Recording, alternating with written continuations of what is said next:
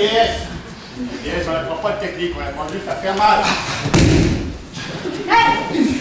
Regarde! Il faut respirer! Il faut crier un peu! Je t'ai dit de reculer!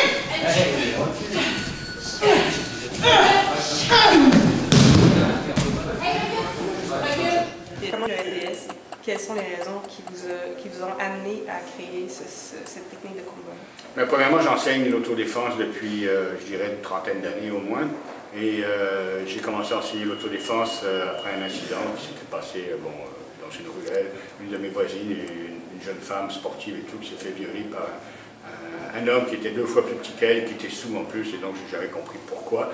Et c'est là que je me suis penché sur la défense personnelle. J'ai commencé à enseigner la défense personnelle à partir des arts martiaux que je pratiquais, comme tous les professeurs d'arts martiaux. Mais depuis une douzaine d'années au moins, je me suis rendu compte qu'il y a un aspect psychologique qui est complètement mis de côté dans la plupart des cours d'autodéfense. Et donc j'ai commencé à travailler là-dessus, j'ai commencé à lire beaucoup, j'ai lu beaucoup des œuvres de Grossman et d'autres, et j'ai parlé avec beaucoup de gens. Et le SDS est une façon moderne d'autodéfense qui s'occupe que de, du résultat. Il n'y a pas de place pour des katas, il n'y a pas de place pour de l'étude du périphérique, il n'y a pas de place pour le style. Et donc, on travaille sur des mouvements de base qu'on peut appliquer sous l'effet de l'adrénaline et on cherche purement et simplement l'efficacité. Qu'est-ce qui différencie justement le SDS des autres techniques de combat comme le Krav Maga ou d'autres techniques comme le système? Une des choses qui différencie le SDS, c'est que déjà on apprend aux gens à dire non. C'est la première chose qu'on apprend aux gens, à dire non et à s'occuper de leur environnement et à réaliser qu'on ne vit pas dans un cocon. Ça, c'est la première des choses. Donc, le SDS travaille beaucoup sur l'aspect psychologique de la défense personnelle, à commencer par la vigilance. Donc, ça, c'est numéro 1. C'est une différence avec les autres. Deuxièmement, dans la pratique, on utilise ce qu'on appelle le touche-pouce. C'est-à-dire qu'on fait toujours les mouvements réellement, de façon réelle, mais on contrôle les frappes et on continue la frappe en poussant, ce qui fait que le partenaire a une réaction qui serait plus ou moins s'apparente à la normalité.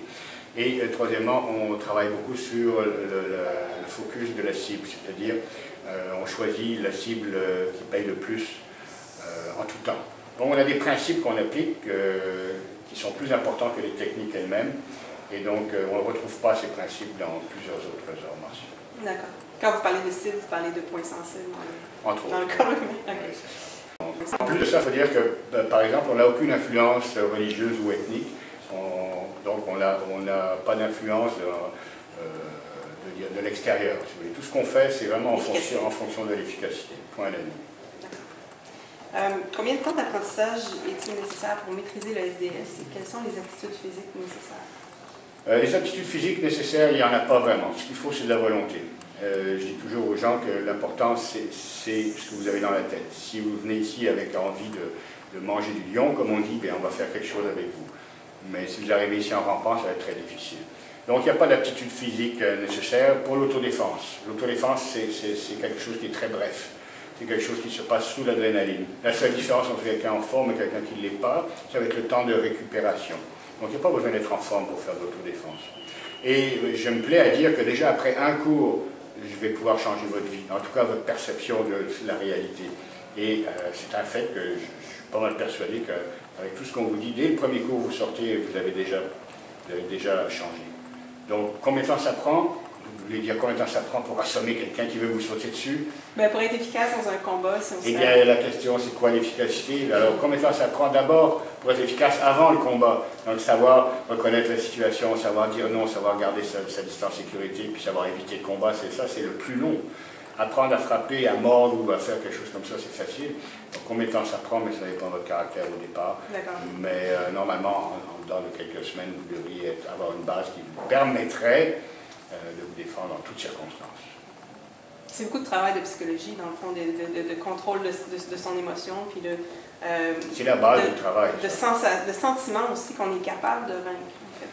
Mais le sentiment qu'on est capable de vaincre vient avec la pratique. C'est ça. Mais c'est pas tout. Il faut pouvoir backer. C'est comme le poker, ça. Ouais. C'est comme le poker. Quand vous voulez abattre vos cartes, là, il faut être sûr que vous ayez le bon jeu. Ouais. La confiance vient avec l'entraînement, parce avec la connaissance. Ouais. Le SDS, ça vous donne des outils pour votre survie. On vous montre à appliquer ces outils sans émotion. C'est ça qui est important. mais avec l'intention d'avoir un résultat. Ouais. De survie. De survie. Dans la rue. Et je vais vouloir la surprendre, je vais arriver derrière, je vais tirer ses cheveux, je vais la pitcher au sol. Voilà. Et là, je vais faire quelque chose avec elle. Alors, ce qui se passe, c'est que si mademoiselle, elle résiste, disons, on va se relever ici, en haut, non, elle va se relever en tabarnak, elle fonce dessus, voilà, c'est ça. Elle a statistiquement 85% de chance de s'en sortir. C'est un contre-attaque par la... Oui, oui, contre-attaque, c'est laisse-toi faire. Et merci, Sensei. Plaisir. Merci beaucoup. Bye bye.